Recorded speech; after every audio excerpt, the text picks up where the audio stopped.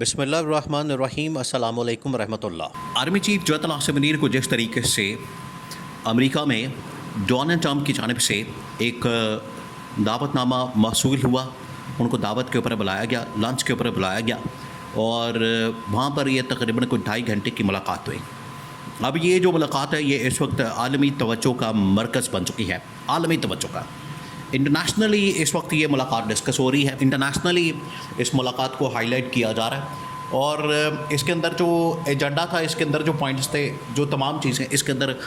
Discuss ہوئی ہیں، اس کو مختلف عالمی میڈیا کی جانب سے رپورٹ کیا جا رہا ہے، اس کے اوپر بات کی جا رہی ہے، اس کے اوپر ڈسکشن کی جا رہی ہے کہ یہ جو ملاقات ہوئی ہے، اس ملاقات کے اندر پاکستان بہت بڑی کمٹمنٹ کر کے آیا ہے اور پاکستان کہیں ایران کے خلاف استعمال ہونے جا رہا ہے۔ یہ بہت بڑا سوال کیا جا رہا ہے، لیکن اگر اسی قسم کی ملاقات عمران خان کے ساتھ کی جاتی،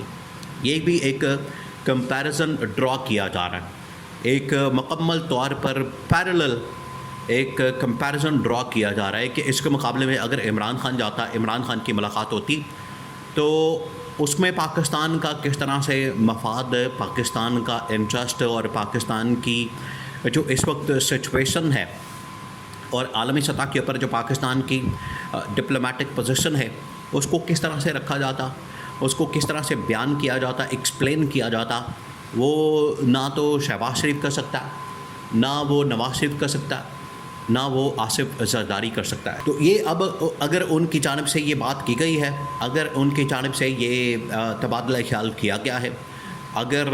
جنرل عاصم نے جا کے یہ معاملہ سامنے رکھا ہے، تو اس میں اسٹیبلشمنٹ مکمل طور پر ایک ون سائیڈڈ جو نقطہ نظر ہے وہ رکھتی ہے، ون سائیڈڈ ان کے اندر نقطہ نظر پریزنٹ کیا جاتا ہے، ون سائیڈڈ پکچر ان کے سامنے رکھی جاتی ہے۔ پبلک کا، گورنمنٹ کا، حکومت کا، ریاست کا جو مفاد ہے، انٹرسٹ ہے، وہ اس طرح سے سامنے نہیں آتا۔ ایک تو یہ پہلا کمپیریزن ڈرا کیا جا رہا ہے۔ اس کے مقابلے میں یہ جو ملاقات ہوئی ہے، اس ملاقات کے اندر اب کس نے سہولت کاری کی، کس نے اس ملاقات کو ارینج کروایا، کس نے اس ملاقات کے اندر کردار ادا کیا ملاقات کروانے میں، اب یہ بہت بڑا کویشچن کیا جا رہا ہے۔ دیکھیں 3-4 چیزیں ہیں۔ آج اگر یہ ملاقات ہوئی ہے جنرل عاصم کی ڈونلڈ ٹرمپ کے ساتھ، یہ ملاقات پچھلے تقریباً 1 مہینے سے طے ہو چکی تھی، یہ آپ اس بات کو سمجھیں۔ اب آپ نے امیجن کرنا ہے، آج اگر جنرل عاصم کو فیلڈ مارشل کا عہدہ دیا گیا، انہیں فیلڈ مارشل کے عہدے کے اوپر ترقی دی گئی ہے، انہیں فیلڈ مارشل کی پوزیشن دی گئی ہے،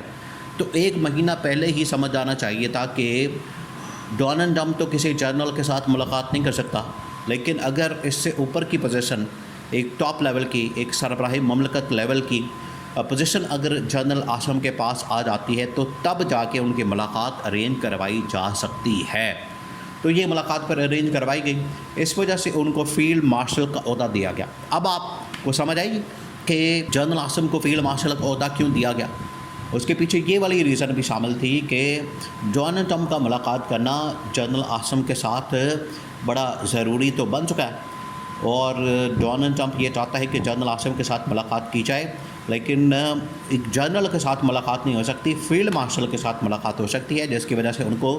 فیلڈ مارشل کے عہدے کے اوپر ترقی دی گئی۔ اب سیکنڈ، ڈونلڈ ٹرمپ یہ سوچ رہا تھا،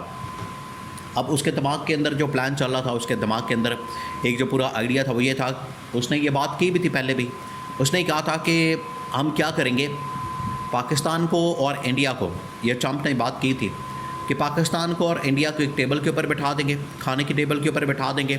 اور ان کی ملاقات کروا دیں گے، ڈسکشن کروا دیں گے، اور اس طرح سے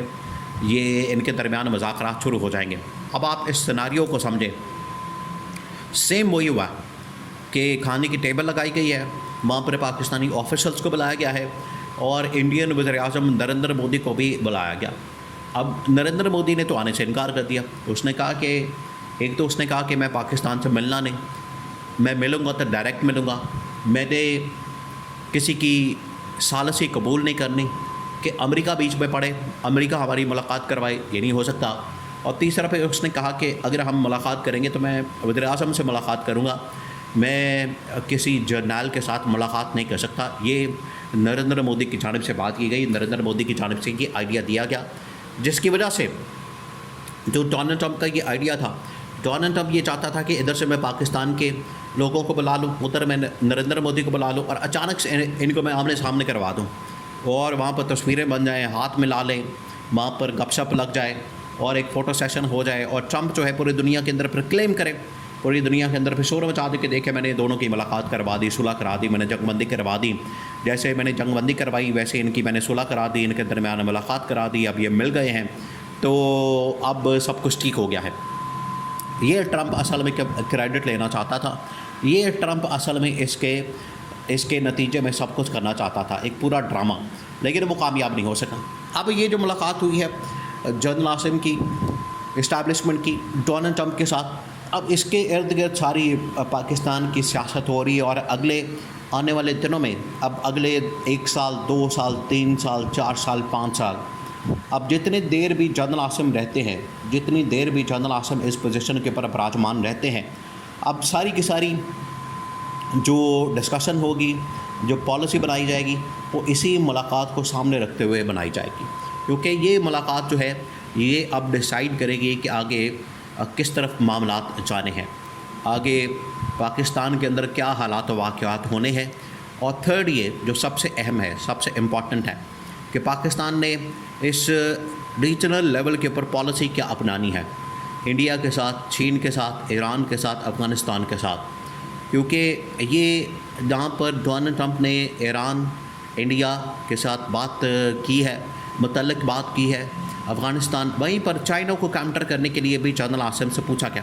اور چین اس بارے میں یہ مطالبہ بھی کر رہا ہے، یہ بڑا اہم ترین معاملہ ہے، چین اس بارے میں ڈیمانڈ کر رہا ہے، ہمیں بتایا جائے جنرل عاصم کے ساتھ اگر امریکی صدر نے ہمارے متعلق یعنی چین کے متعلق جو بات کی ہے تو وہ کیا ہے، ہمارے سامنے وہ معاملہ رکھا جائے۔